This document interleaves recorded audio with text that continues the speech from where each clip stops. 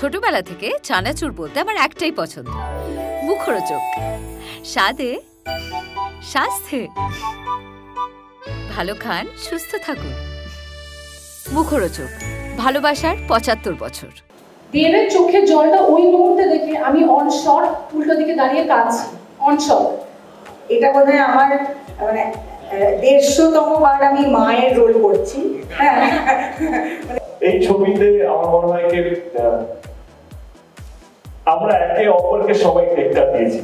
প্রথমে যেমন সৃজিত মুখার্জিকে আমার মনে হয় সৃজিতার সাথে এটা আমার অনেক দিন ধরে আলোচনা হচ্ছিল কে কবে কাজ করবো আমার ক্যারিয়ারের মধ্যে যদি সাহসী চরিত্র হয় সেটা শঙ্কর নয় চাপে পারে, সেটাকে বিট করেছে আমার মনে হয় ইকলা আলম, তার পুরো ক্রেডিটটা যায় সৃজিতাকে। টেক্কা ভাস্কর চট্টোপাধ্যায়ের গল্প। ভাস্কর খুব গুণী একজন লেখক, ডিটেকটিভ ফিকশন লেখেন ইংরেজিতে, এবং টেক্কা তার প্রথম স্টোরি এবং স্ক্রিন প্লে। আমি দেবের কিন্তু প্রায় সব মানে মনে হয় 98% সব ছবি দেখেছি, সিনেমা হলে গিয়ে দেখেছি। আর আমার কয়েকটা তার মধ্যে খুব ফেভারিট ছবিও আছে, and Champ is one of them, Buno Hash is one of them. So আমার মনে হয় as an actor ওর জার্নিটা আমাদের কাছে খুব পরিষ্কার, যে ও কিভাবে অ্যাবসলিউট একটা জনপ্রিয় সুপারস্টার কমার্শিয়াল স্পেস থেকে বেরিয়ে আস্তে আস্তে অন্য ধারার ছবি করেছে, এবং সেটা সিনেমার পর্দায় দেখা আর চাক্ষুষ দেখার মধ্যে অনেক ডিফারেন্স আছে। আমরা অনেক কিছুই ভাবি যে ঠিক আছে সিনেমায় দেখছি অনেক এডিট হয়েছে, হ্যাঁ অনেক কিছু করে ম্যানেজ হয়েছে, কিন্তু চোখের সামনে দেখলে বোঝা যায় যে এটা ম্যানেজের ব্যাপার নয়, একজন মানুষ সত্যি নিজেকে ভাঙচে করছে। এবং এটাও সত্যি যে আমি আমার ডায়লগ একটু ভুলে গেছিলাম, কারণ আমি এত গুড হয়েছিলাম ওর দিকে তাকিয়ে, আর সেটা আমাকে এত ইমোশনালি মানে আমার মনে গেঁথে গেছিল যে আমার ওখানে ডায়লগ বলতে হবে, আমি ভুলে গেছিলাম। আমি যে ভুলে গেছি আমি সেটাও রিয়েলাইজ করিনি আনটিল এন্ড আনলেস সুজিত এসে আমাকে বললো তোমার লাইনটা কি হলো, তখন আমি বুঝেছিলাম যে ও শিট, আমি আমার ডায়লগটা ভুলে গেছি বলতে।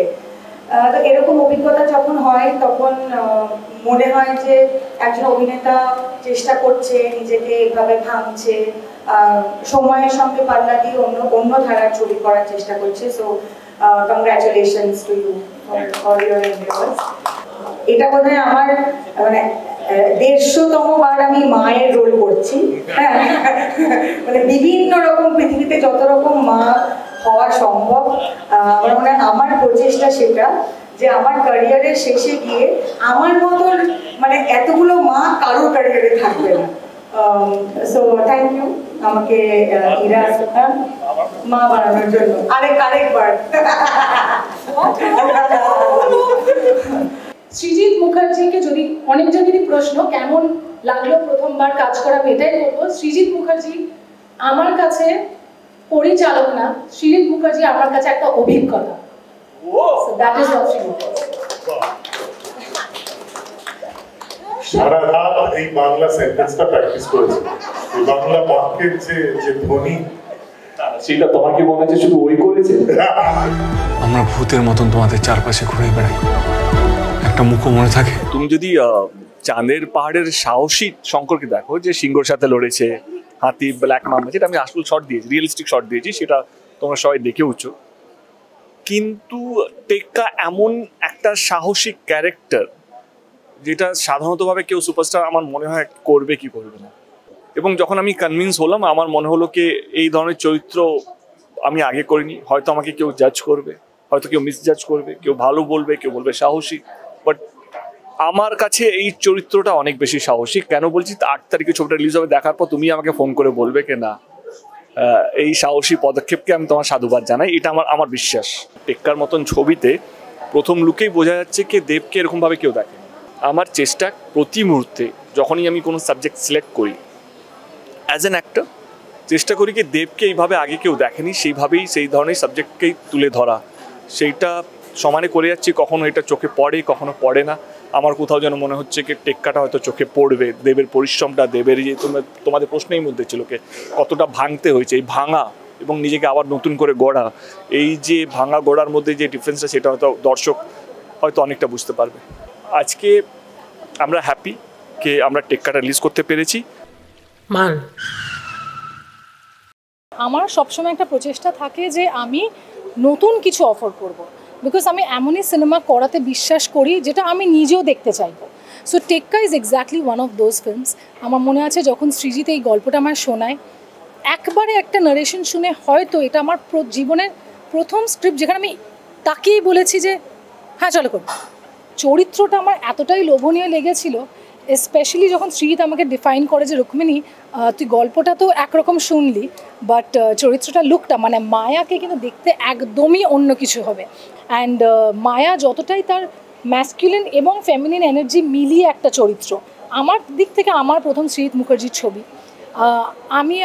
আমার আর দেবের একটা ব্র্যান্ড নিউ কেমিস্ট্রি, মানে এতটাই অন্যরকম একটা কেমিস্ট্রি, মানে মনে হচ্ছে দুটো ছেলে হয়তো একসাথে কাজ করছে, মানে সেটা আমরা সেটেও ফিল করছি, which is very difficult because এতগুলো ছবির পর আবার আর একটা নতুন করে ভেঙে একটা কেমিস্ট্রি গড়ে ওঠানো সেটা খুব ডিফিকাল্ট। যে গল্পটা আছে সেটা কিন্তু একটা সাধারণ মানুষেরই গল্প, আমরা সবাই how we fall prey to a system সেটা নিয়েই গল্প, এবং অবশ্যই হয়তো আমাদের এই রিয়ালিটি থেকেই ইন্সপায়ার্ড হয় সিনেমা, সেটা দিয়েই বানানো, কিন্তু এত অসাধারণভাবে সৃজিত এটাকে মানে বুনেছে, the way his weave the story is beautiful, মানে যখন শ্যুটও করেছে আমরা বুঝতে পারিনি। She is a corporate person who is the mother of the child who has been abducted. একদম যে কিডন্যাপ হয়েছে তার মার চরিত্র, এবং she is a corporate management person. আমি এই মাটা কতটা আমার অন্য মাগুলোর থেকে আলাদা, আর এটা খুবই আমার মনে হয় এই মাটা খুবই মানে মানে এটা অন্যরকম মা, এইটুকু যথেষ্ট। যে যতবার আমি মা হয়েছি ততবার ও বাবা নাকি না না বলছি যে আরেকবার 150 বার মা হওয়ার পর আবার মা করলেন। হ্যাঁ, তো সেটার থেকে সেটার একটা এস্থেটিক একটা এস্থেটিক একটা ভাবে এটা প্রেজেন্ট করা যায়। যতবার আমি জননী হয়েছি ততবার উনি পিতা। এটা তো চোখ রাখতে হবে রূপলি পর্দায়, আমি যদি বলে দিই আগে থেকে তাহলে কেন আমার সম্বন্ধে একটু ভালো করে বলো। ক্লাসিকে ফার্স্ট হয়েছে বলো। ক্লাসিকে ফার্স্ট হয়েছে, অনেকে আছি তো ক্লাসিকে ফার্স্ট হয়েছে বলো। টেক্কা কটা রঙের হয়? দুটো রঙের হয়, আর 4টে টেক্কা হয়। তো ডিপ্লোম্যাটিক আনসার দিলে কিন্তু এখানে কিন্তু শেষ হচ্ছে না তোমার জীবনটা। হ্যাঁ, এর বাইরেও কিন্তু একটা জীবন আছে। স্পেডের টেক্কা দেব, হার্টসের টেক্কা অবভিয়াসলি একজনই, স্বস্তিকা। ক্লাবসের টেক্কা রুক্মিণী, আর ডায়মন্ডের টেক্কা তো আমি।